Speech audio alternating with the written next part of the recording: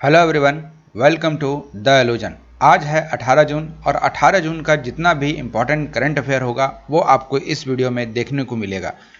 पहला क्वेश्चन देखते हैं। यहाँ आपको सिंपली बताना है कि भारतीय सरकार ने, जो केंद्र सरकार है, केंद्र सरकार ने ऑर्डिनेंस फैक्ट्री को लेकर 200 साल पुराना किस बोर्ड के पुनर्गठन को पारित किया है, इसके प्रस्ताव को मंजूरी दिया है। The central government has approved the pending proposal for the reorganization of which 200-year-old board regarding ordnance factory। Option आपके सामने है। आयुध निर्माण बोर्ड, भवन कल्याण बोर्ड, निर्माण कामगार कल्याण बोर्ड या फिर परिवार कल्याण बोर्ड। इसका जो सही उत्तर है यह है ऑप्शन नंबर ए, आयुध निर्माण बोर्ड। देखिए, आयुध निर्माण बोर्ड जो है ये डिफेंस रिलेटेड काम करती है और ये जो बोर्ड है ये 200 साल पुराना है। ठीक है, इसी को फिर से रीऑर्गेनाइजेशन मतलब पुनर्गठन करने का प्रस्ताव रखा गया था, जिसको हाल ही में इस प्रस्ताव को मंजूरी दे दिया गया है और इसके तहत ये कार्य किया जाएगा कि इस बोर्ड को 7 अलग अलग कंपनियों में बदला जाएगा ताकि ये अच्छे से काम कर सके और हर काम की जिम्मेवारी ये अच्छे से ले सके। रक्षा मंत्री जो हमारे हैं राजनाथ सिंह जी, इनके द्वारा कहा गया कि जो भारत की राष्ट्रीय सुरक्षा है उसकी आवश्यकताओं को ये पूरा करेगा और ये अपने लक्ष्यों को प्राप्त करने में सफल रहेगा या फिर ये भारत की मदद करेगा। चलते हैं नेक्स्ट प्रश्न की ओर। यहाँ पर आपसे पूछा जा रहा है कि आपको वो भारतीय मूल जो अमेरिकी नागरिक हैं वो कौन है जिनको माइक्रोसॉफ्ट कंपनी का नया चेयरमैन बनाया गया है।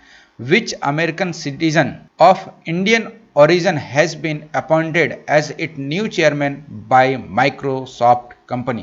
ऑप्शन आपके सामने है। सुंदर पिचाई, शिव नडार, सत्या नडाल या फिर अनंत गुप्ता। इसका जो सही उत्तर है यह है option number C, Satya Nadella. देखो, सत्या नडाल जो है, एक तो पहली बात कि इंडियन ओरिजिन और अमेरिकन सिटीजन में क्या है, ये जो दो बात एक साथ हम लोग कहते हैं ये पहले है क्या, इसको पहले समझ लो।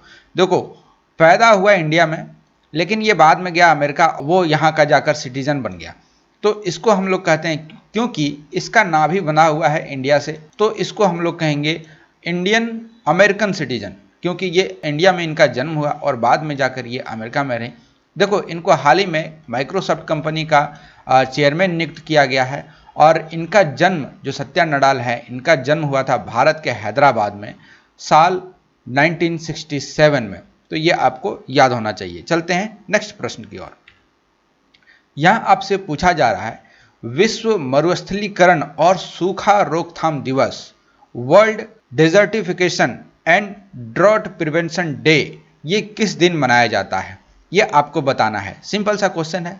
10 जनवरी, 12 मार्च, 18 अप्रैल या फिर 17 जून। इसका जो सही उत्तर है यह है ऑप्शन नंबर डी, 17 जून। 17 जून को ये मनाया जाता है और ये पहली बार मनाया गया था 1994 में, तो ये आपको याद रखना है और इसको हर साल अब 17 जून को मनाया जाता है, जिसका नाम है विश्व मरुस्थलीकरण और सूखा रोकथाम दिवस। देखो, ये बेसिकली मनाया गया है क्योंकि ग्लोबल वार्मिंग बढ़ते जा रही है, जिसके कारण बहुत सारे ऐसे एरिया हैं जो सूखते जा रहा है, बहुत सारे ऐसे एरिया हैं जहाँ पर बहुत ज़्यादा बारिश हो रही है, जहाँ बारिश नहीं होती थी वहाँ पर बारिश देखा जा रहा है, जहाँ पर बारिश होती थी वहाँ सूखा बढ़ते जा रहा है, मतलब क्लाइमेट चेंज।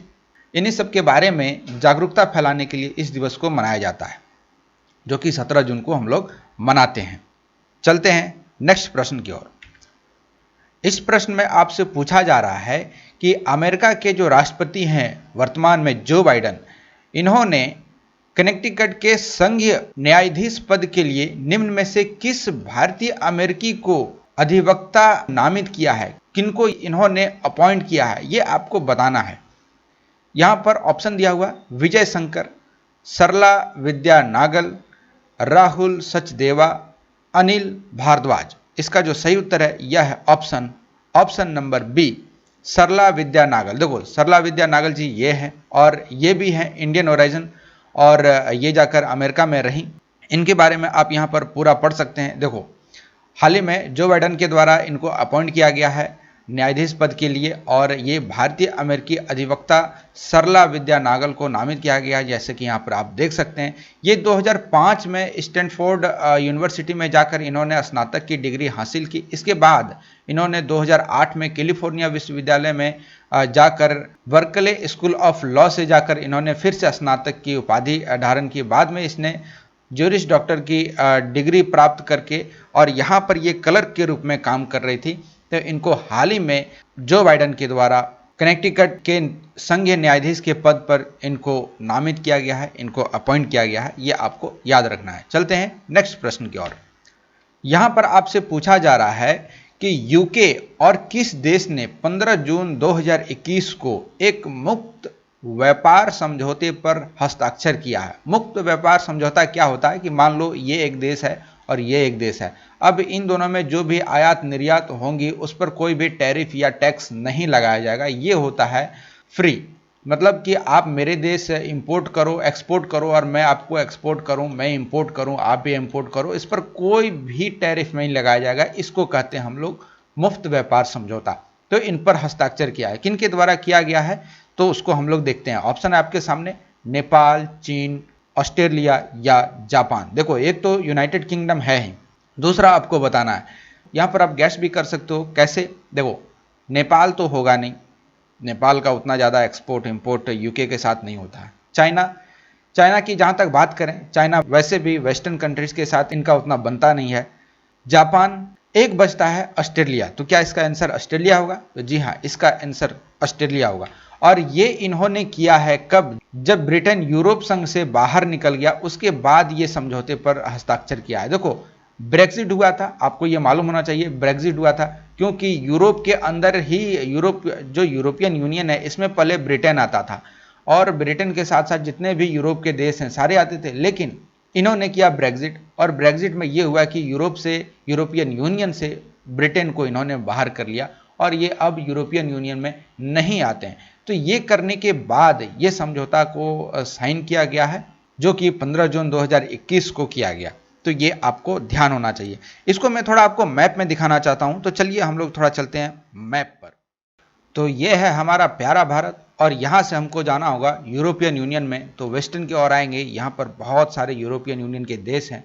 इसी में एक देश आता था यूनाइटेड किंगडम, जो अब यूरोपियन यूनियन के अंडर अब नहीं आता है क्योंकि इन्होंने यहाँ से एग्जिट ले लिया, जिसको नाम दिया गया ब्रेक्जिट। आप यहाँ पर देख सकते हैं, ये है यूनाइटेड किंगडम, इनकी राजधानी है लंदन। देखो यही देश जिसने भारत पर 200 साल राज किया, खाली यही नहीं था, बहुत सारे और देश थे, जैसे कि फ्रांस भी था, पुर्तगाल भी था, तो इन्होंने भी यहाँ पर राज किया है। लेकिन यूनाइटेड किंगडम लास्ट रहा है और जो हम लोग कहते हैं अंग्रेज यहीं से आए थे। तो ये आपको याद होना चाहिए। चलिए मैं आपसे एक क्वेश्चन पूछता हूँ कि ये जो आप यहाँ पर देख रहे हो यूनाइटेड किंगडम और ये जो यूरोप देख रहे हो, इन दोनों को अलग करती है एक सी। तो ये जो आप देख रहे हो वाटर बॉडी, ये जो आप वाटर बॉडी देख रहे हो, आपको इसका नाम बताना है कि इसको किस नाम से जाना जाता है। तो इसका आप आंसर कमेंट बॉक्स में लिखेंगे। तो हम लोग चलते हैं नेक्स्ट प्रश्न की ओर।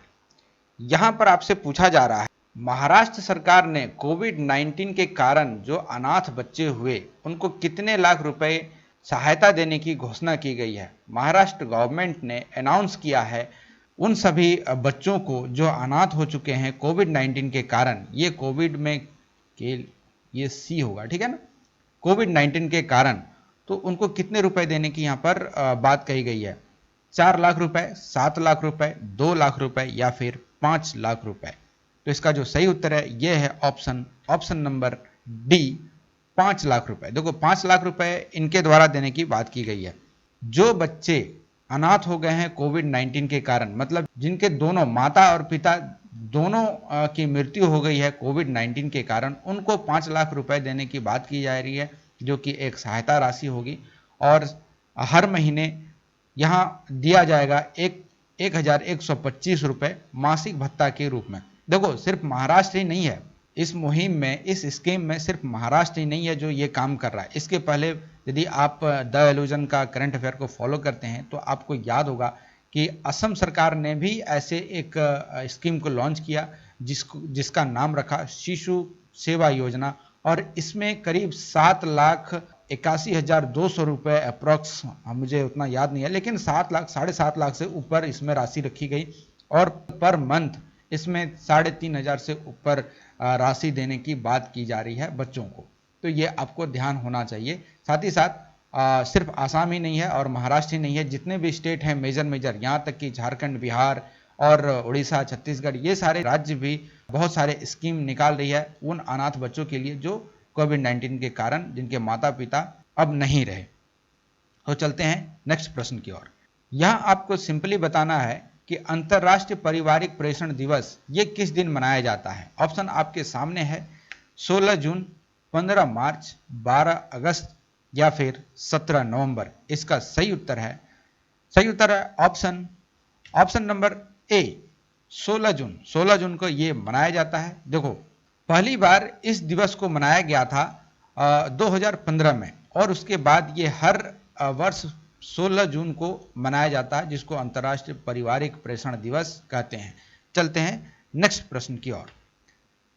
केंद्र सरकार के द्वारा हाल ही में उर्वरक सब्सिडी के लिए कितने रुपए की मंजूरी दी है।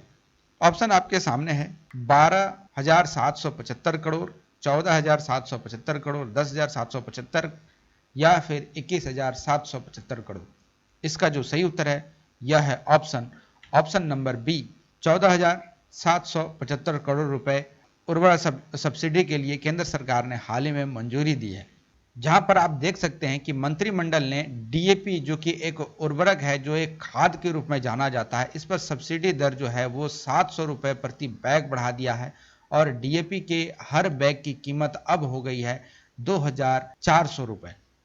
चलते हैं नेक्स्ट प्रश्न की ओर। आपको बताना है कि कौन सा भारतीय राज्य जीआई प्रमाणित, मतलब जिसको जीआई टैग मिल चुका है, वो आम जिसका नाम जर्दालू है, उसका उत्पादन करता है, और जिसे हाल ही में यूके निर्यात किया गया, मतलब उसका एक्सपोर्ट किया गया यूके को। तो ये आपको बताना है, बिहार, झारखंड, महाराष्ट्र या गोवा। इसका जो सही उत्तर होगा यह है option number A, Bihar. Bihar इसका उत्पादन करता है। जैसे कि यहाँ आप देख सकते हैं, देखिए पूरे बिहार में ये उत्पादन नहीं होता है, बिहार के किसी खास जगह में ये इसका खेती किया जाता है, क्योंकि ये सीजनेबल चीज है, तो ये उपजाया जाता है। ये होता है भागलपुर जिले में। बिहार का एक ईस्टर्न डिस्ट्रिक्ट है भागलपुर, यहीं पर इस आम को उपजाया जाता है, जिसको जीआई टैग प्राप्त है, और हाल ही में ये यूके को निर्यात किया गया, एक्सपोर्ट किया गया। और जर्दालू आम को इसलिए जीआई टैग प्राप्त है क्योंकि जर्दालू आम को उनकी विशिष्ट सुगंध, मतलब इसमें एक अच्छा सुगंध आता है, और इसके विशिष्ट एक अलग प्रकार का स्वाद के कारण इसको 2018 में ही जीआई टैग इसको दिया गया था। तो ये आपके लिए बहुत ज़्यादा इम्पोर्टेंट है। तो ये था आज का करंट अफेयर। मैं आशा करता हूं कि ये आपको अच्छा लगा होगा। यदि ये वीडियो आपको अच्छा लगता है तो वीडियो को लाइक करें, सब्सक्राइब करें चैनल को। Thank you for listening. God bless you all.